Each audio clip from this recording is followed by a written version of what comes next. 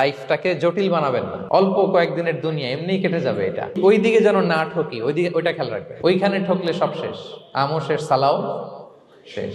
ওইখানে যেন ঠকে না যায়, এটা খেয়াল রাখতে হবে। তাহলে প্রথম ফ্যাক্টর হচ্ছে সুখী সমৃদ্ধ জীবনের will make our life simple.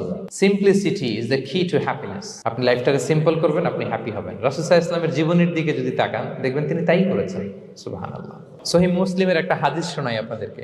আম্মা জান আয়েশা রাদিয়াল্লাহু তাআলা আনহা বর্ণনা করেন। তিনি বলেন, একদিন সকালবেলা রাসূল সাল্লাল্লাহু আলাইহি ওয়াসাল্লাম আমার বাসায় আসলেন। ফজর নামাজ পড়ে এসে বলতে, আয়েশা ফজর নামাজ পড়ে আসছি, ব্রেকফাস্ট করার মতো কিছু আছে ঘরে?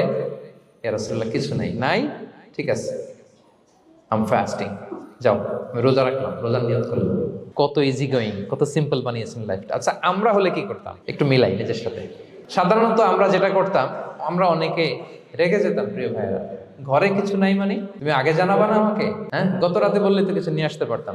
সাধারণত এইভাবেই তো রিয়েক্ট করি আমরা, আগে জানাবা না কেন, আগে বলো নাই, রেগে যেতাম। অথবা বলতাম, আচ্ছা ঠিক আছে, এখন যে একটা কিছু ব্যবস্থা করি, দেখি কিছু পাওয়া যায় কিনা। এরকম অনেক ওয়ে খুঁজতাম।